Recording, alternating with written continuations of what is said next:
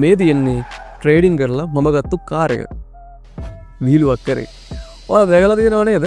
Trading ගැන උගන්වන සමහර ආයතන මෙන්න අපි කාර් මෙච්චරක් ගෙනාවා කියලා ඕගොල්ලන්ට පෙන්නන. ඇත්තටම මේ ශාස්ත්‍රයෙන් සාර්ථක වෙනවා කියන්නේ කාර් එකක් ගන්න එකටද? ඔයාලා මේ ශාස්ත්‍රයට ට්‍රේඩින් කියලා නමක් දාගෙන හිටියට ඇත්තටම මේ ශාස්ත්‍රයට ගැළපෙන නම තමයි පෝර්ට්ෆෝලියෝ මැනේජ්මන්ට්. මේ විෂය ඇතුලේ ඔයාට ඉගෙන ගන්න ගොඩක් දේවල් තියෙනවා. මම දැනට ඉගෙන ගනිමින් ඉන්නේ මේ USD, US stocks, gold, cryptocurrencies ගැන. මේ ෆීල්ඩ් එකේදී අපිට මේන්ලි ඉගෙන ගන්න දින දෙයක් තමයි මුදල් පරිපාලනය. ඒ කියන්නේ අපි හම්බ කරන සල්ලි වලට අපි මොකද කරන්න කියන එක. මෙතනදී අපිට හම්බ වෙන ප්‍රධාන මාතෘකා දෙකක් තියෙනවා. ඒ තමයි assets and liabilities. assets කියන්නේ වත්කම්, liabilities කියන්නේ වගකීම්.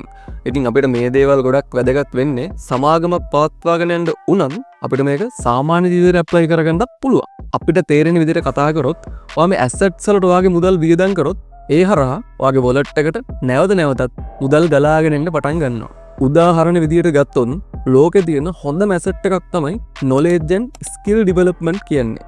ලෝකේ හොඳ ඉල්ලුමක් තියෙන ශාස්ත්‍රයකට අදාළ දැනුමට සහ ස්කිල් එකකට ඔයාට ඔයාගේ සල්ලි වියදම් කරන්න පුළුවන් නම් ඒක තමයි ඔයා කරන ලොකුම ආයෝජනය වෙන්නේ. තව මේ රත්තරන් ඉඩකඩම් මිලදී ගැනීම, හොඳ ව්‍යාපාරයක් ආරම්භ කිරීම කියන්නේ හොඳ වත්කම් තමයි. මේ දේවල් ඔයාව දිනෙන් දින දියුණුවෙන් දියුණුවට පත් කරනවා. එතකොට liabilities වලට ඔයාගේ සල්ලි වියදම් කරොත් වෙන්නේ ඔයාගේ wallet එකේ තියෙන සල්ලි නැවත නැවතත් එළියට විසි වෙන එක. තමන්ගේ පෞද්ගලික පාවිච්චියට කාර් එකක් ගන්නවා කියන්නේ, තමන්ට ඉන්න ලොකු ගෙයක් හදා ගන්නවා කියන්නේ, මිල අධික ඔරලෝසු සපත්තු ඇඳුම් අඳිනවා කියන්නේ හොඳ liabilities තමයි. කාර් එකක් ගෙයක් වුණත් පාවිච්චි කරලා ඔයා ඒ වගේ ආදායමක් ගන්නවා නම් ඒවත් අපිට asset එකක් විතර ගන්න පුළුවන්. මම මේ උදාහරණයක් ගත්තේ අපේ මිනිස්සු වැඩිපුරම රැවටෙන්නේ මෙන්න මේවට නිසා. සාමාන්‍යයෙන් මේ විදිහට ජීවත් වෙන එකනේ අපිට හීනයක් වෙලා තියෙන්නේ. හරි.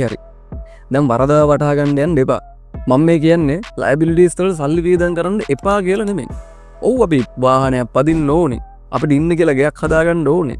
ලෝකේ තියෙන සැප පහසුම දේවල්, හොඳම දේවල් පරිහරණය කරන්න ඕනේ. හැබැයි අපි හදාගන්න කම්ෆර්ට් සෝන් එක දිගින් දිගටම පවත්වාගෙන යන්න ඕන නම් අපිට ඊට වැඩිය වටිනා assets ගොඩනගා ගන්න වෙනවා. ඔයා ඉස්තර වෙලාම හම්බ කරන සල්ලි නිකරුණේ වියදම් කරන්න පුරුදු වෙන්න එපා. මුලින් මේ වත්කම් වලට ફોකස් කරලා ඊට පස්සේ අපි සැපවත් ජීවිතයකට යමු. ඔයා දැකලා තියෙනව නේද? සමහර ලොතරැයි දිනපු අය, නිදාන කොට දාපු අය තමන්ගේ සල්ලි නිකරුණේ නැති කරගන්නවා.